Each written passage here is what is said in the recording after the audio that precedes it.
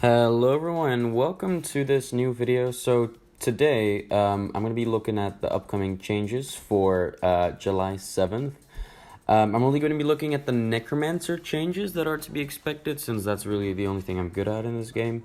But I just thought it was quite interesting what was going on with Necromancer, so I will just share my thoughts on these changes. Especially this trait that they're gonna add, Blood Bank, is very interesting, but more on that later. But yeah, I'll just get straight into it. I usually don't do these type of videos, but I just thought I would put another video out there and talk about what's gonna happen with Necromancer after this patch, because at the moment Necromancer's at a pretty decent state. I'm going to be only talking about PvP in this. I'm going to be only talking about how these changes will be affecting Necromancer in PvP. But at the moment, it's doing quite well because you have Reaper being played on a competitive level, thanks to Boyce doing very well with it in the what was the tournament called? Masters of the Arena tournament. But you'll still also have Core Necromancer doing quite well, which Gornet played for Ultra Numb, I believe. So, I mean, we have 2 viable builds, at least, which is more than most classes at this time. But, like, I mean, a lot is going to be changed. You know, Chronomancer might be coming back. What's going on with NG? NG is doing some things. To be honest, I didn't really look at these patch notes too detailed yet. Tempest is getting a little bit of a nerf with Lightning Surge and Mist Form. Ranger maybe is getting a little bit nerfed. I mean, I'm very interested what they're going to do with Beef. And Warrior will hopefully be buffed, because right now Warrior is kind of just not doing anything. So yeah, hopefully Necromancer in general can retain its spot in competitive PvP. But yeah, let's just go over the traits because I've been mumbling on for too long. Alright, so basically what Aiden has said is the Necromancer traits for Signets and Wells have long occupied a difficult place in most builds, since they exist on the Grandmaster tier and typically do not provide enough power to take over other Grandmaster traits.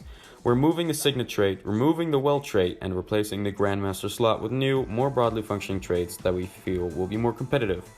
So they're really just, yeah, okay, because true, the Grandmaster traits and Spites and Blood Magic, which were about Signets and Wells, I mean, you would take them sometimes, but in general they were just definitely not the best. They definitely required a whole setup, and you just had to take like a lot of Signets or a lot of Wells to like get worth out of those traits, but then you would lose mobility skills and other important stun breaks. So I mean, I do agree with this. So then they said that Shade skills have been changed to trigger at both the Necromancer's locations and the Shade skill locations with each use. This is actually fantastic because Scourge right now is just so nerfed. I mean, it's not a bad thing, because when it was overpowered, it was really overpowered and it was really, really not fun to play against. But at this point in time, it's just in like kind of every aspect. And the thing is, having those Shade skills be casted around you as well, especially like the number 4 skill, like the one that makes you like fears people around you, that was so powerful because you could just cast it and you didn't really have any cast times on it, and then it would just go off and it would be an AoE fear around you, which is super powerful. But if you didn't have a Shade, then that skill really just required a lot of setup and like a lot of, it also just required luck, because then they would just have to be in the Shade area when you wanted to fear them. I mean, it's also like skill based, I guess, but it's just so easy to avoid the Shades. So I do definitely agree with this change, and then I hope that this kind of makes Scourge a little bit more competitive than it is now. Next we have Deathly Swarm, which is for the dagger offhand, and okay, this is a PvE change, we don't look at that. Vampiric Rituals removed, Blood Bank added. Okay, Blood Bank, very interesting trait. So you don't have the Well trait anymore, and now any healing over your maximum health is converted into Barrier. And I did a little bit of research. Barrier automatically caps at 50% of your health. Let's say you have a Marauder Amulet. No, let's just say you have, yeah, let's say you have like an extra 500 Vitality. And then you would be up to like 25 25,000 plus, so then with a potential 12,000 barrier, which means you would have 37,000 hit points excluding any life force you have. So yeah, this could be very powerful. I've seen some Reddit threads about it on the Guild Wars 2 subreddit about how this could be way too powerful. And it probably could be with a proper build, or with, like, for example, if you have if you have like a designated healer who just keeps healing you and you just keep getting barriers, sure. But at the same time, I have my doubts about this trait, because as soon as you are not full health, this trait is going to be worthless. So as soon as you get pressured a little bit, you have a Grandmaster trait, which equates to nothing. So I'm a little bit skeptical about how powerful this trait will be. But I mean, I do agree, if you have like a proper like tank necro, which we have never really seen before, and if, especially in 1v1s, this could be just absolutely insane. But I mean, the thing is with necro, if you get targeted, you're gonna lose all your health in a split second, and this trait won't help you with that. Maybe, I mean, death magic. I mean, another thing is with death magic, you could take Unholy Sanctuary, Heal and Death Shroud, or Reaper Shroud, and then when you come out, you're full health, and then any extra healing is barrier, I guess. Yeah, I don't know. It's interesting because if you take Blood Bank with the Scourge heal, then that's like, and if you use your Scourge heal at full health, that's like a 10,000 barrier on demand. I think. No, is it 10,000? I think so, with something like that. Anyway, strong. It's very strong. I don't know. I keep saying it's a strong trait, but I really don't know. It could be strong. It probably isn't. I'm very, very skeptical about it. Anyway, to offset this, they have Well of Blood and Ritual. So the wells have been reducing cooldowns. 25 seconds, 32 seconds, 25 seconds, 25 seconds. I mean, oh wait, 35 seconds in PvP. 35 seconds. Decent for Well of Power. Well of Darkness, it's no longer unblockable, which sucks, but now it does damage. I'm interested to see how much damage it does, because Well of Darkness, I mean, damaging wells are great. Well of Suffering is great. But it depends on how much damage it does. But it inflicts 2 seconds of chill and blindness. Pretty decent, especially on a 25-second cooldown, because blind is very, very powerful, and this is a very large AoE as well on a 25-second cooldown. So I kind of say it depends on how much damage it would do for me to take it, but this is a good change, and it's just nice that all the wells are just get a little bit of reduced cooldown, recharge rate. I don't know, but overall, I mean, even with the trait, wells weren't that good. And without the trait, wells aren't that good, so I don't know. The only one here I would really consider taking is maybe Well of Power, because it's a stun break on a 35-second cooldown, which is great for necromancers. Well of Sacrifice, I mean, this is just pure damage. This is kind of useful. On a 25-second cooldown, this would be good. So, I mean, Well of Corruption, Darkness, and Power I might take, but it depends on the build and what will be meta next after this balance patch. Ritual of Life, that was the trait which cast a Well of Blood when you started reviving an ally. I mean, now you can just revive an ally with a well every 30 seconds instead of every 35 seconds. This change doesn't really matter too much, I would say. Sign of the Locust, in addition to its previous effects, the active ability of the Signet now also convert up to 2 boons on struck foes into additional healing. So, Signet of the Locust, when you use it now, it does damage, and it heals you for each person you do damage to. And now it does damage, converts, or rips 2 boons. What does it do? It converts 2 boons and also heals you. I don't know, because here it says converts 2 boons on struck foes into additional healing. So you, per opponent, you get 1,500 and then maybe extra for every boon.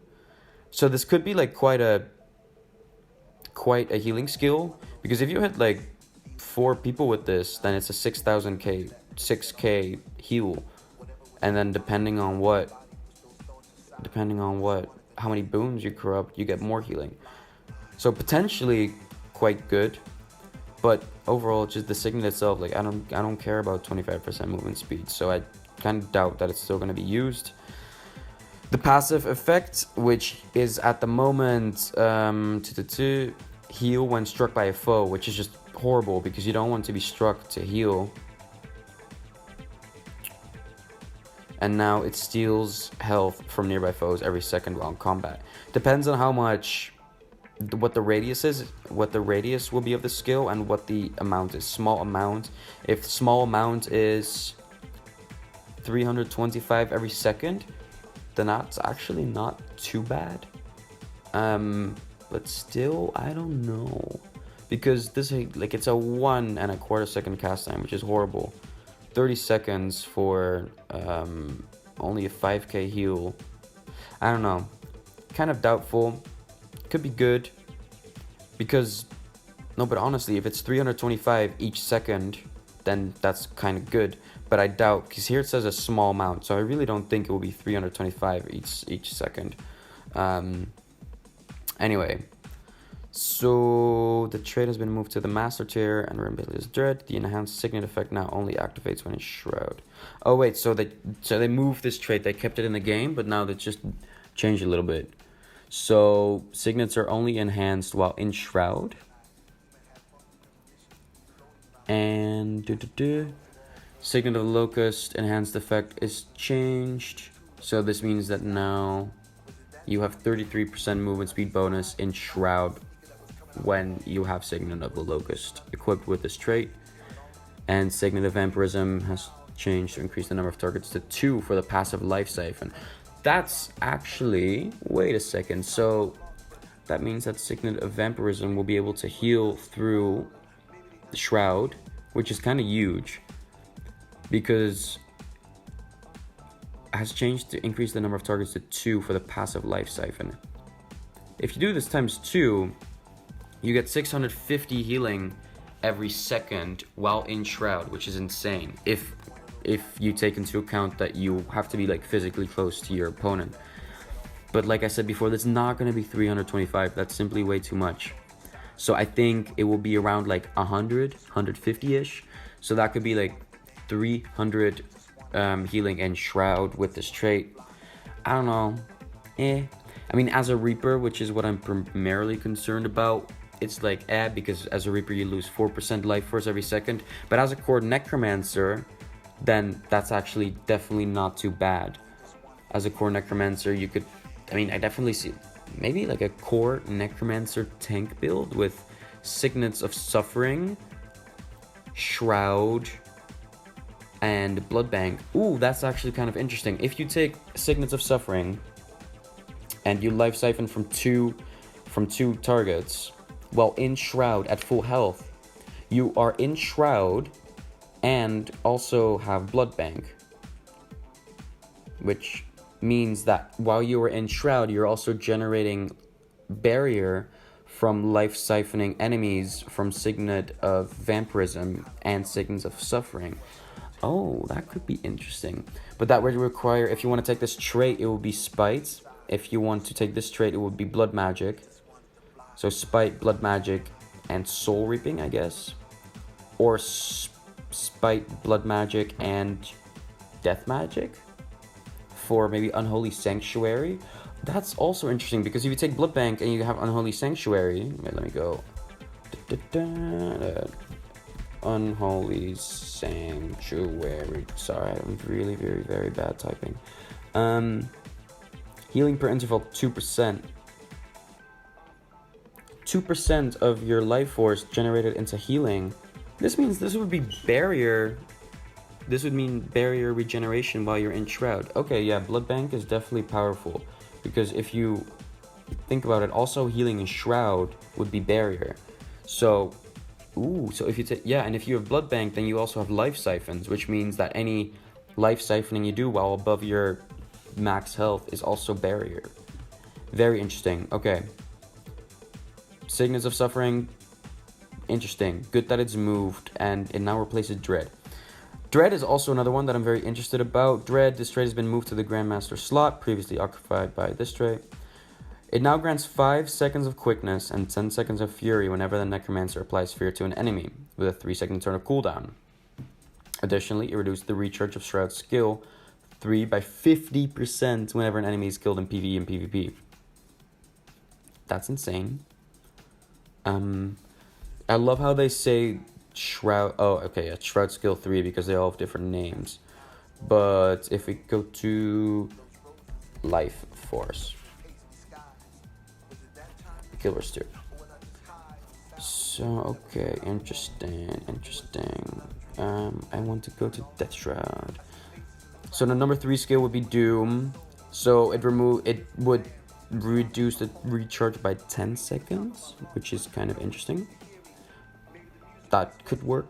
Yeah, that's 10 seconds. That's quite big for a skill that applies a very long fear. And then as for Reaper Shroud, infusing terror 25 seconds, so it'll be 12.5 seconds on the number 3 skill, which is good, which is very good. But that's whenever you kill an enemy, which is not like this trait is only good in team fights or in outnumbered situations in PvP. I don't know, kind of doubtful. 5 seconds of quickness is pretty huge. I mean, quickness is pretty good, but then you need to apply fear. And for fear, you probably want to take staff, and you want to take spectral. Oh, if you take spectral ring, that could, yeah. So you have fury and quickness. So this is really, this is for power build. Power Necromancer, not a thing. So this would be, the only way I see this trait being used is for power Reaper, because power Scourge is not a thing, because they nerfed that to the ground when they nerfed Condy Scourge. Power Necro is really not a thing. So the only builds I see this trait being used in is Reaper, and that could work if you have staff, if you have Spectral Ring, and whenever you use Terrify, of course, which is also a 1 second fear. But I don't know. It seems lackluster in a way, because we don't have that many fears. I mean, well, okay, we kind of have more fears than anyone, but at the same time, like, I don't think it's worth this trait, especially when it has to compete with the other traits in Spite. So Spite where is this? It's in Spite. I mean, it competes with Spiteful Spirit, which is also great for power builds because it corrupts boons, gives you retaliation, and damages enemies. And close to death isn't really being used anymore, so yeah. Interesting. This could be interesting on Reaper for sure, but I mean, the quickness out of Shroud, yeah. Okay, I just need to think about this a little bit more. I don't know what I think about this trait yet. Could be used. I mean, you can make like a full Zerker YOLO kind of build, but I don't see it working in anything else other than that. But yeah, that's all I had to say. Yeah, I hope you enjoyed hearing me rambling about my thoughts. I hope this is recorded. I'm double checking. I'm recording on my phone. Yep, it's recorded. Cool. Yeah, leave in the comments some questions or ideas that you have yourself. I really don't know. I'm gonna look over the other patch notes when I finish speaking this video. Well, that's really bad English. But all in all, I mean, we're not getting nerfed. That's what I'm happy about. And the traits which are being changed really weren't that impactful before. So it's just a change to Necromancer. But I mean, we still have our competitive builds which are available to us right now aren't being nerfed. So it really depends on what other classes are being buffed to determine whether we will still be a viable class to play in PvP higher up. But overall, I'm pretty happy. I mean, could have been worse. We could have gotten nerfed, but this is just a nice change. And I'm very interested to see how Blood Bank and Signets of Suffering, and especially Signet of Vampirism, will play out to be in PvP. That's all I have to say. Thanks again for watching and listening to my rambling. Yeah, and I'm very excited to see what this patch will be. So have a good day, everyone, and see you on July 7th, I guess. Bye-bye.